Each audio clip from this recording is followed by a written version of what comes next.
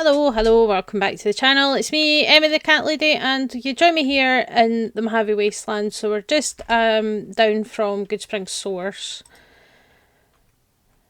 So just kind of a wee bit further south of that location for the final part of Wasteland Botany. So let's take a look at some of the prettier plants that we can make use of in the Fallout universe. So in a kind of reverse of last week's video, there's one in Fallout New Vegas to talk about, and then there's a whole bouquet in Fallout 4.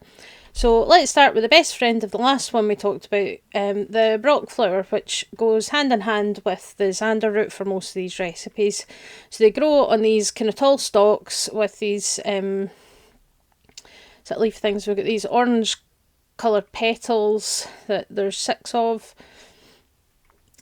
And they are plentiful across the Mojave, so when you do the quest for Healing Powder with Sunny Smile, she tells you to go up to the graveyard where you were obviously buried at Goodsprings. But from the campfire, actually just come up the hill where the broken radio tower is, and you can find Brock flower here, and there is also some Xander root down there as well, so they're actually quite close by to that location. They are a fictional plant. There's not a real world equivalent that I could find, but they do occur in the kind of classic Fallout games as well, so they've obviously been carried over by the developers into Fallout New Vegas. Makes sense, they're close enough in sort of geographic terms that it would make sense that these plants would grow here, same as they do over in California. So you do find a lot of them around the town of Goodsprings, so I say up at the cemetery, over here, and if you follow the path up to where Lone Wolf Radio is, there's quite a few of them dotted around there as well. So the flowers, they look like this when you can harvest them, and then you have like the ones that aren't harvestable there. So they do a tiny little bit of healing, not a massive amount. It's +3 for me because I've got 100 survival. Standard is +1 hit point per second for 4 seconds. And they do count as food for hardcore mode, taking away 5 starvation, which isn't a lot, but it does count. And they obviously do form part of a lot of the kind of healing items that we've already discussed in combination with the Xander root, like right here, and sometimes other ingredients as well. So the healing powder, the healing poultice, the homemade stim packs, the bitter drink, and the Datura anti-venom. I don't want to go over all that stuff because we just talked about it all last week. So if you missed last week's video on the roots and seeds, for the details about all those items and how to make them, it's all there. But the Brock flower and the Xander root tend to be together in most of these recipes. There's only one that's new. I don't actually know if I have it. I think I probably do. No, I don't. Yeah, so there is one recipe that is new, which you can get from Diane at Red Rock Canyon. So I don't actually have the recipe. You have to complete Abadabba Honeymoon or rescue Anders and complete Oh My Papa. So basically, if you do a quest that she's involved in, you have the option of asking for a recipe for a chem, and that is turbo. I might actually have... You can find turbo, I think, in some places. Yeah, so I do at least have the stuff, but Diane can give you the recipe to make it. So the effect isn't very clear there. It says turbo +1. What it does is it slows time for a short period of 3 seconds, while your movement speed and fire rate of your weapons stays the same, but everything else slows down, so it makes you go fast. So there are a handful of perks that can actually increase the duration of turbo, including one called Fast Times, which you get as one of the little challenge things by using turbo 20 times. Day Tripper, Chemist, and Logan's Loophole all contribute to the effectiveness of turbo and make it last longer as well. So if you have most of those, you can keep up the going fast for quite a while. And if you get addicted to it, then you lose speed essentially because it takes away to agility. So it's an interesting one. So I say you need to get the recipe from Diane at Red Rock Canyon. She's one of the great cans. And you need a Brock flower, you need a Castor poison gland, a dose of jet and a turpentine, and a science skill of 50 to be able to make it. And there are situations, you know, it might be like, well, what's the point of that? But there are a couple of situations where, you know, having the turbo boost might be helpful. For example, if you want to get to Nellis Air Force Base without getting blown up because you want to make contact with the boomers, then turbo can be quite helpful if you're struggling to find a way to navigate around, you know, the bombardment that they send your way. Then turbo can be quite helpful to achieve that. So it's something that you might find helpful, or if you're going up against quite a big group of fiends or something.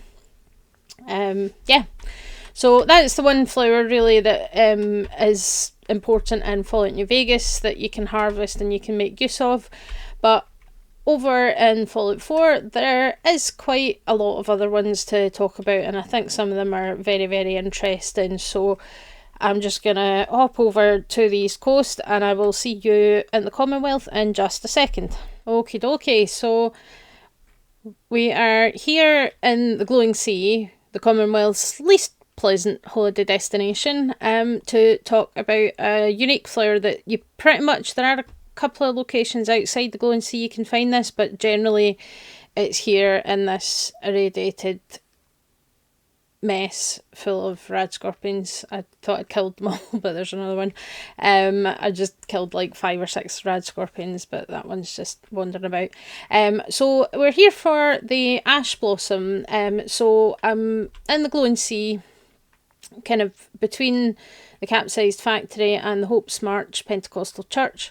And this plant is found, it tends to be found around the water, so you can see it here. It's got this kind of purpley look to both the leaves and the flowers. So it's most likely to be an irradiated form of the melon blossom, and it does technically count as food, but it's not used in any cooking recipes. It heals 10 hit points and adds 3 radiation, and it can be identified because it grows on these vines low to the ground, and in the Glowing Sea it kind of grows on the surface of the water, so it's these kind of flat plants that grow across rather than growing tall as well. And they are part of the recipe for 2 of the herbal remedies that you get in survival mode. So they increase your resistance to specific diseases for a time. They don't do anything for you if you've already got sick though, and we'll go through them here. There's a radiation storm happening as well, so we'll go through them here, but a lot of the other flowers we're going to be talking about are part of the recipes as well. So I'm going to switch over to a survival mode character and I'll be back with you in just a second. Okay, so we are here on another character. This is a survival mode. There's a few bits. I've got some like mods and stuff installed for settlement and building, so things might look a wee bit different. But one to the survival mode character, so we could obviously talk about the recipes. So as I said, the ash blossom is part of the recipe for a couple of your herbal remedies that you can use in survival mode, and they protect you against diseases, so you kind of need to use them before you engage in risky behaviour essentially, and that should help you prevent you from getting sick, but they don't actually treat you if you've already got a disease, which it's a bit of a weird thing, and the game doesn't make that very clear, but that's kind of how these work. So the ash blossom, we need the herbal antimicrobial, so you need 2 ash blossom, a carrot flower, a glowing fungus, a gourd blossom times 2, purified water, and a thistle. So a few of the plants that we're going to be talking about are included in this recipe, and the herbal antimicrobial unsurprisingly improves resistance to infection and parasites, which are microbes. Yeah, so it's quite a long list, and it does mean spending a lot of time in nature to gather these ingredients, but if you've played Skyrim, especially if you've decided to experiment with alchemy in Skyrim, then you're already familiar with this concept. And then the other recipe is the herbal stimulant. So you need a glowing fungus, 1 ash blossom, a gourd blossom, 2 melon blossom, 2 purified water, and 2 wild razor grain. So yeah, not much to find. I mean, wild razor grain is not that common and not that easy to spot, but if you're engaging in risky behaviour, you might find that these things come in handy. So the next one is one from Far Harbour, which is found on the island. So I'm going to do a wee switcheroo again, and I'm going to see you over in Far Harbour.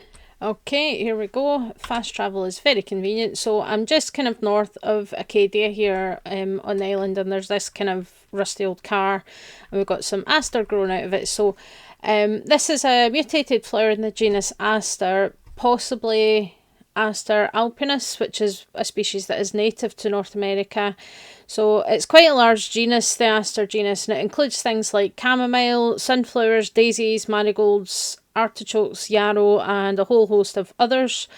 And many members of the family produce food, oils, and have uses in things like herbal medicine. So this plant can be found on the island. They have these kind of thin purpley blue petals and a yellowish centre in the flower, but they can be hard to spot sometimes because they do blend into the background, and obviously the fog on the island can make things a bit harder to see. Yeah, thanks for the demonstration game, that's good. So they do count as food for your survive mode, and they heal a little bit of hit points and +2 radiation. The flower is part of one cooking recipe, which is the seasoned rabbit skewers, which we talked about before. So you also need a black blood leaf, a blight mushroom, of which there's some examples there. They're easier to spot because they do kind of glow a little bit, the blight mushrooms. Lureweed and a rabbit leg, and this item heals 45 hit points when you eat it, but it also uniquely boosts your luck by 1 for 30 minutes. So it's one of the few ways that you can actually temporarily boost your luck points if you want to do so for any reason. And it is also part of the fire belly recipe that you get from Mitch at the last plank. He gives you that for convincing his uncle to come back to the town with everybody. Other recipe that uses the aster is fire belly. So this is it comes under a drink, but the image is a stim pack for some reason. So you need an aster, you need 2 black blood leaf, and you need a vodka. And it does cause 30 hit points of damage when you use it, but it has the effect of increasing your damage output based on how low your health is. So the lower your health, the higher your damage output, which is similar to the bloodied legendary weapon effect as well. And then I've actually now on this character, I took a trip through the Vim Pop factory, so I've got all the Vim recipes now. So it's also part of the Captain's Blend. So if you've read the lore about this drink that they were developing because they had a trademark battle with Nuka-Cola, which they lost over their quartz. You know, there's a whole bit of kind of corporate nonsense happened there. So they wanted to get this drink that was going to be the taste of Maine, and the R&D person was like, let's try lobster shells, and it apparently worked really well. And she actually notes that she used aster to offset the fishy taste. So you need a bottle of Vim, you need an aster and a Mirelurk meat to make this, and it's a very interesting item. So you get these recipes if you take a look at the research terminal on the roof of the Vim Pop factory. So it is a soda that contains fish. This is a thing. If you want a wee bit more background on that, take a look at Tuesday's video, which covered Aubrey Copeland, who was basically trying to sabotage Vim so that they would sell out to Nuka-Cola, and there was a whole conspiracy there. It's quite an interesting little story. So it heals 600 hit points, restores 100 action points, and it does cause -2 charisma, which is probably because the drink apparently makes your sweat smell weird. So that's the thing. But it also makes sea creatures more reluctant to attack you, which means it does keep the lurks off your back for a couple of minutes. And apparently the drink tested well and people were liking it, especially fishermen who commented that the lobsters weren't as angry as normal when they were taking them out of the traps and things. So, you know, it's just It's a very interesting little story, and the way it kind of came about. Yes, he does. Old Longfellow is an absolute star. Oh, there's the Vim Power Armour. I was wondering where I'd left it. I've got too many suits of power armour on this save file. They're everywhere. It's just kind of bonkers. Okay, so I've just popped back over to the Commonwealth. I'll show you where I am on the map. I basically looked up sort of easy to find locations for these flowers so that I wasn't just wandering trying to find them. So we're just here, kind of 1 square north-northwest of Vault 111. And, oh, there's some synth crows flying about. For the carrot flowers, so these are the wild carrot flowers that you can find. You can find them in a lot of places, and they grow in these kind of bunches with dark green leaves and then the nice kind of yellowy orange flowers. They don't really count as food, but they obviously originate from the same plant as the carrot. That's the roots that we do tend to use, but the flowers can be used for various purposes as well. So they are included in the herbal antimicrobial that we discussed earlier, as well as the herbal anodyne, which is the third kind of herbal remedy that prevents insomnia and weakness. And you need 2 carrot flowers, a glowing fungus, a melon blossom, 2 purified water, 2 thistles and a wild razor grain to make it. So again, it's quite a shopping list of items to make these herbal remedies. You can sometimes find them in survival mode. They're a rare sort of drop, but they do show up in containers and things on occasion.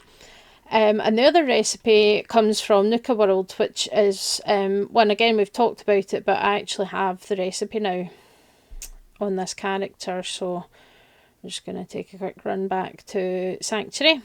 I can't remember if I built a Nuka-Cola mixer, but it doesn't take much to make one.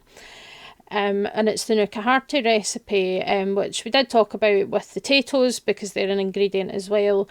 The recipe is located kind of near the Jungle Journey Theatre and the Safari Adventure location.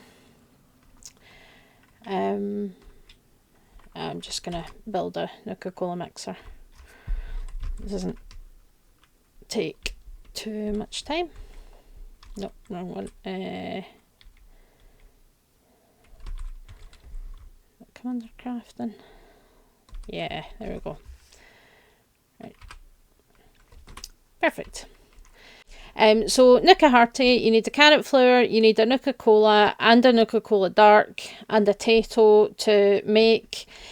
Almost sounds kind of like either a soup or a Bloody Mary style cocktail, I guess, because Nuka-Cola Dark is alcoholic. But if you make it, then it heals 150 hit points, although I seem to be getting more for some reason. That might be a perk thing or something, I'm not sure. 50 action points, so yep, 150 hit points, 50 action points, and adds 25 carry weight for 8 minutes. So that's quite a useful one. And then staying on the kind of Nuka World theme, we've got the Fever Blossom. Yeah, so some of the flowers, you do find them dotted about Nuka World. I'm pretty sure, someone can probably correct me if I'm wrong, but I'm pretty sure that Nuka World is in Massachusetts as well, so it's not like we've actually travelled to a different state to come here. It's still within the area of Massachusetts. And there's bottle waving.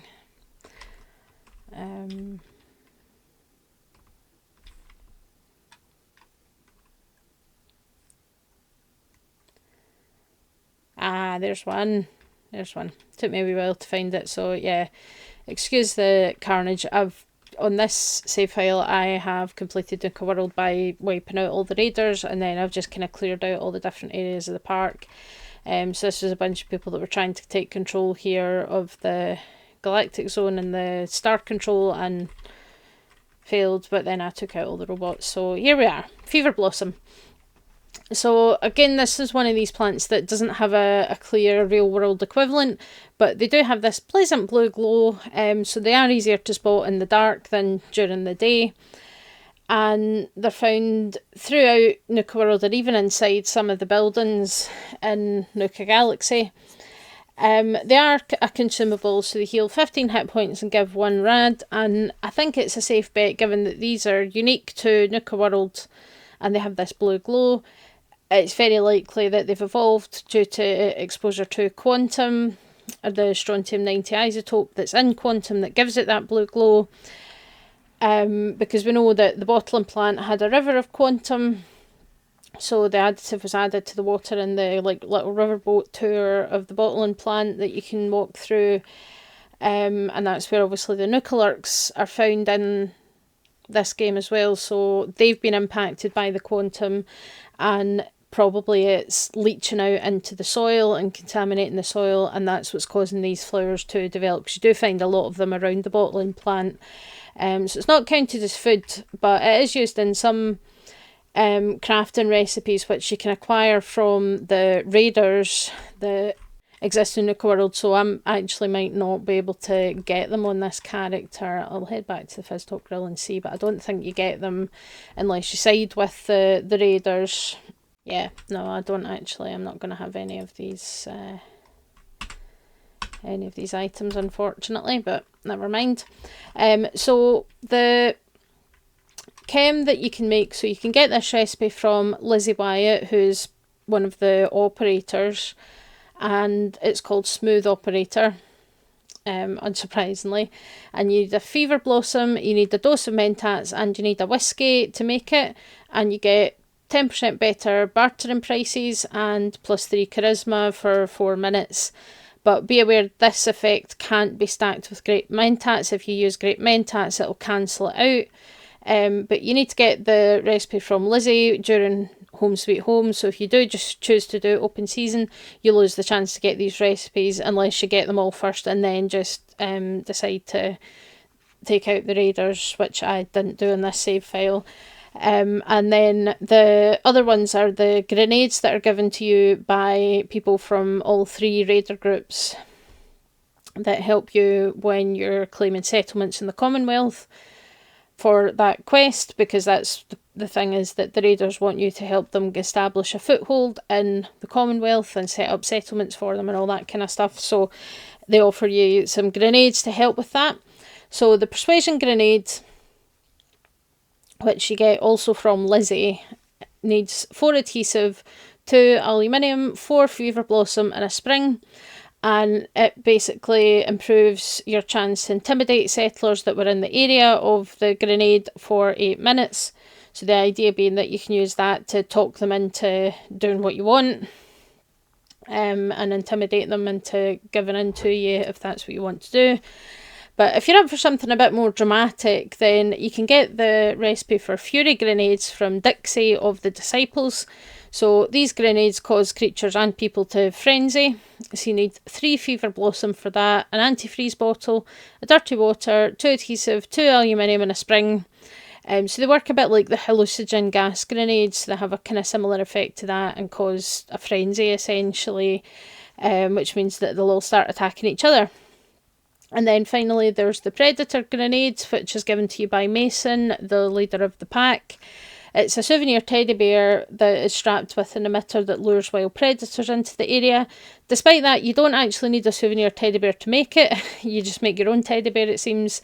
So 2 adhesive, 2 aluminium, a cave cricket gland, 4 cloth, a fever blossom and 2 rad rat meat and a spring to make that grenade, and that lures predators into the area to attack whatever's there. So interesting set of recipes there, I have to say. It's it's quite fascinating. Oh, these mannequins are so creepy. What's happened to this guy? Yeah, the mannequins are creepy as heck. Anyway, so yeah, interesting set of grenades that you can get the recipe for and potentially find them useful for doing these kind of settlement quests for the raiders and things like that. So that's quite good. So we're gonna go back over to the Commonwealth. We're doing a lot of travelling today. Anyway, we're back here at Sanctuary. So thankfully the rest of the flowers that we want to talk about are all kind of located in this general area, so less hopping around to different maps and whatnot. So we've got this billboard here just outside Vault 111, and around here there should be some gourd blossoms. I'll put the light on so I can see better. There we go, spotted them. So yeah, they're not too hard to spot because they've got these bright orange flowers. But again, like the gourds themselves, like the melons and the ash blossoms, they grow on these vines low to the ground with these big flat leaves, and you've got these brilliant orange flowers. We've obviously covered the fruit of the gourd in previous episodes, and the gourd blossom is used in your herbal antimicrobial and in the herbal stimulant, the recipes that we talked about earlier. And then the other one that we're looking for is melon blossom, which is near Gorski Cabin. Finally found them. That took way too much time just to find these stupid flowers. But here's the melon blossom. So we're I'll show you where this is in the map because the directions were very confusing. So we're just kind of slightly to the southwest of Gorski Cabin, just next to the kind of crossroad area, behind this big pile of rocks, and you can find the melon blossoms. So again, they look very similar to the gourd blossoms because, as we've talked about, the melons and gourds are in the same family, so the plants grow in a very similar way, low to the ground and spreading along the surface.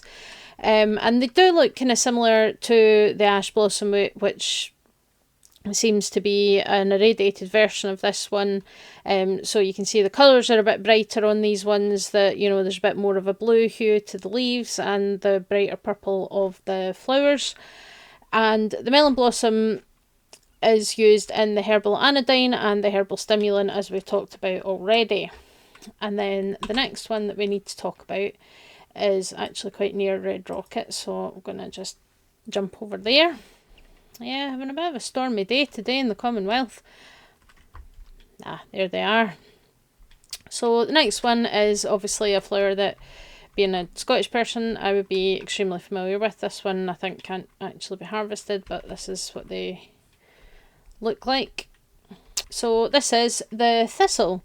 So it's most likely to be Cirsium vulgare, which is the spear thistle or the bull thistle. So they have these sharp spines on the leaves and these long, sharp purple flowers.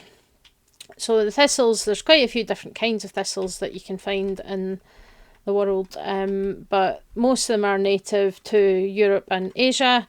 Thistles obviously are the national flower of Scotland, but they are now found across the world.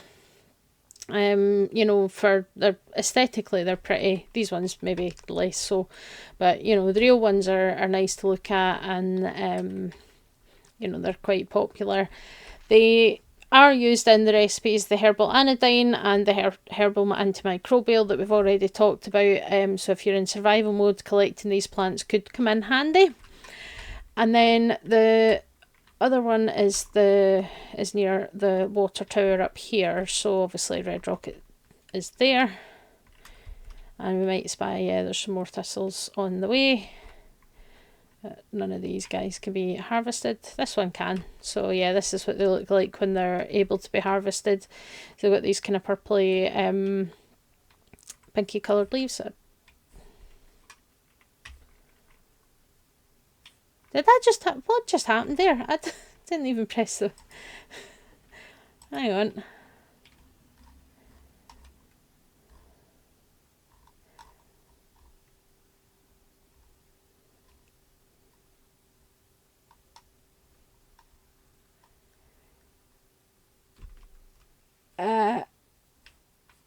Okay.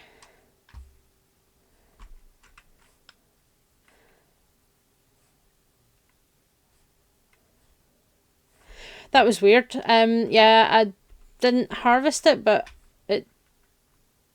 okay. There we go. That one I could... I don't really know what happened there. Hello. I'm having a weird time in this game. I've honestly... I know spooky season's around the corner, but you know, been playing, wanting to do some fun stuff with my settlements and things just for the fun of it, really.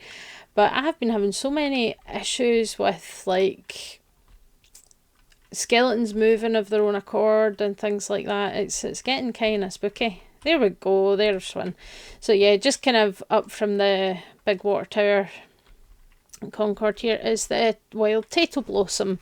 So you do find these dotted about the wasteland. They're obviously related to the delicious potato tomato hybrid, the tato. The flowers tend to grow near farms, presumably because you know their seeds are getting spread from the potatoes. And you can harvest them. They restore 10 hit points, but they're not actually used in any crafting recipes at all, so they're just really there for the fun of it.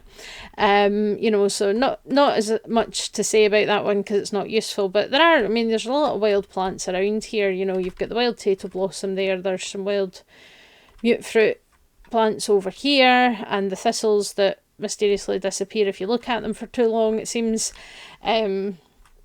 You know, that kind of thing. And then the final one that we want to talk about, which is actually one that's useful, so we're going to head back over to Sanctuary. So this will be one of the first plants that you probably come across in the game, because there's one that grows right next to the path that leads from the vault. Oh, where are you going, Kitty? Just going for a walk.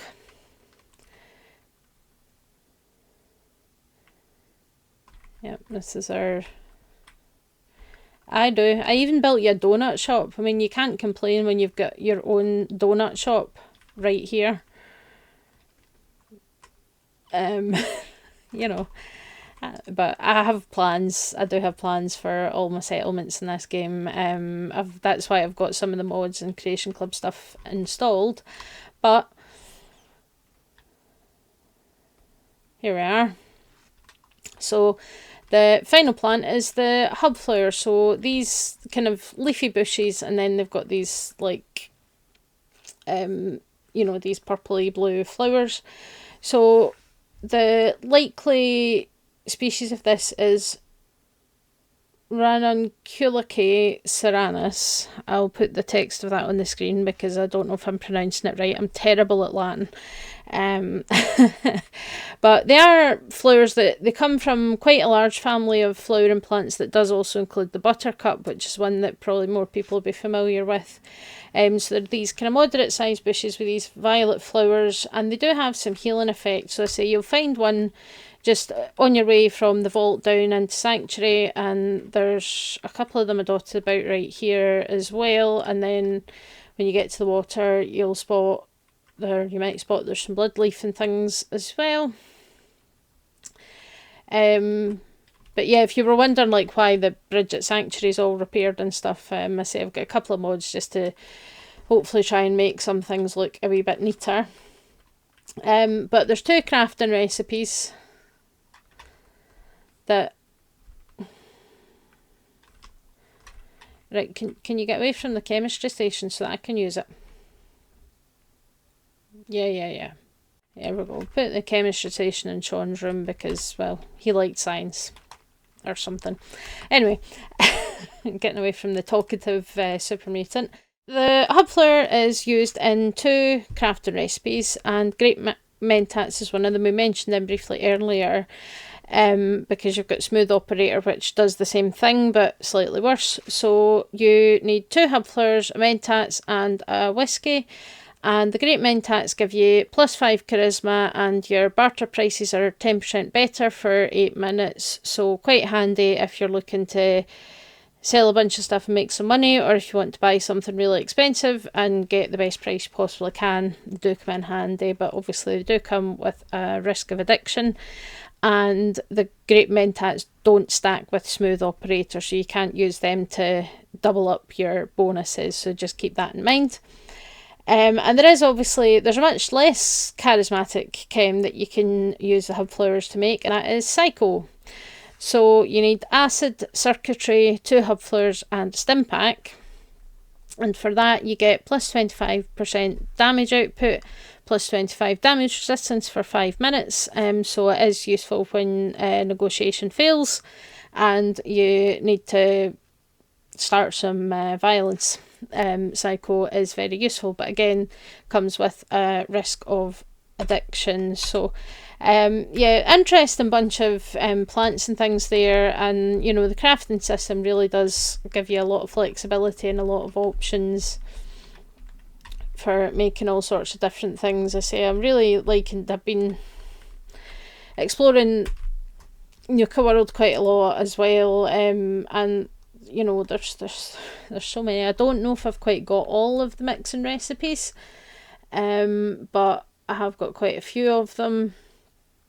This one is this just mixing one of literally every type of Nuka-Cola? I think it is. Wow.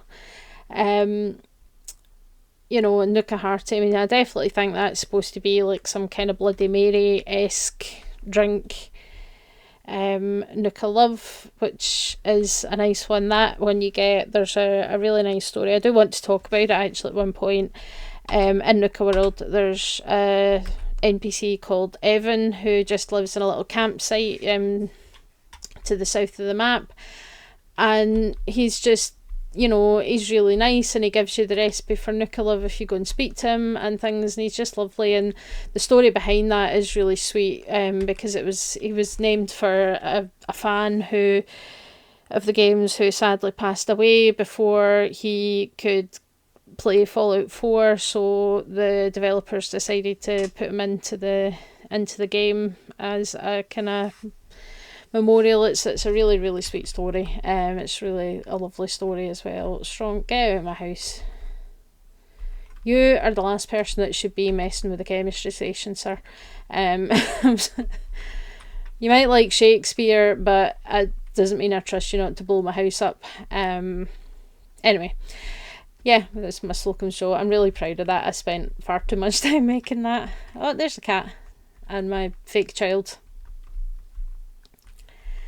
as well. But yeah, so that kind of wraps up the Wasteland Botany, certainly for the time being. That, you know, we've covered all the kind of plants and things that you can collect and use. And I think this series has been very interesting because obviously talking about all the animals, that's my kind of area of expertise in that sense, you know, that it was veterinary medicine I studied, so I know a lot about animals and, you know, comparative anatomy and physiology and the differences. You know, I could explain the differences between rabbits and guinea pigs, and you know what's different about them, and that rabbits aren't rodents and all that kind of stuff. There's a lot of that stuff that I know. When it comes to plants, less so. I mean, I'd studied biology at school and things, so I do have some awareness of, you know, things like how ecosystems work and that kind of thing, but it's been a bit of a learning experience for me researching all these plants and things. And the other thing that I think I've really enjoyed learning about is actually digging into Fallout New Vegas's crafting system, because I feel like I know Fallout 4's crafting system fairly well, but Fallout New Vegas, I never really kind of looked into it too much when I first kind of played through the games, but doing this is really opened my eyes to all the different things that you can actually do in that game. And then the you know, and the sort of hardcore mode and stuff like that, and the survival skill and what impact it has, all that kind of stuff. It's really, really interesting, and it's definitely something I'd like to look into a bit more. But just to talk about what's next for the Science of Fallout series, so my plan actually is to get into something completely different. We're going non-organic, and we're going to talk about the robots and things, because, you know, there's quite a number of different types of robots that you can encounter in the Wasteland, and I think looking at their design and what they were intended to do, and some of the stuff that happened with the companies, because obviously you've got General Atomics, you've got Robco, you know, and they were obviously competing with each other for the market and the military contracts versus the robots for civilian use and all that kind of stuff. So I think that's going to be a really interesting thing to look into. But yeah, I think it's really, really been interesting to get into that a bit more and look into it a bit more. And I think talking about the robots and things is going to be an interesting thing to look at, and how they were made and things. And I think especially when we get into like the robo brains, the history behind the robo brains is fascinating, and horrific. But yeah, it'll be an interesting one to look into. And I do, now that I've covered most of the kind of natural world of Fallout, um, my plan for a future video essay is to actually have a look at the ecosystem as a whole. So taking a step back from and looking at the individual species and actually looking at the ecosystem as a whole, how it works, how the bombs have affected it, how the radiation has affected it, how the mutations and the evolution of species affects things, that humans aren't the apex predators that they used to be, because there's stuff that's bigger and deadlier than us now, that kind of thing. So that's a plan for the future. This month's video essay is I'm going to take a deep dive into the Brotherhood of Steel, their history and their philosophy, and how they've kind of evolved over time. And the whole thing with, Elder Lines getting kind of kicked out and going rogue, and the outcasts and things, and then how Arthur Maxon rose to power, because, in this game in Fallout 4, he's literally 20 years old. And it's absolutely wild that he has become the elder of the Brotherhood when he's still that young, and probably a lot of his kind of subordinates are older than he is, that kind of thing. So planning to take a real deep dive into the Brotherhood of Steel and how they've kind of evolved over the course, because they're the only major faction, I think, that has shown up in every single game, if I remember rightly. So yeah, that'll be an interesting one, so watch this space for that, and I'll catch you all next time. Bye.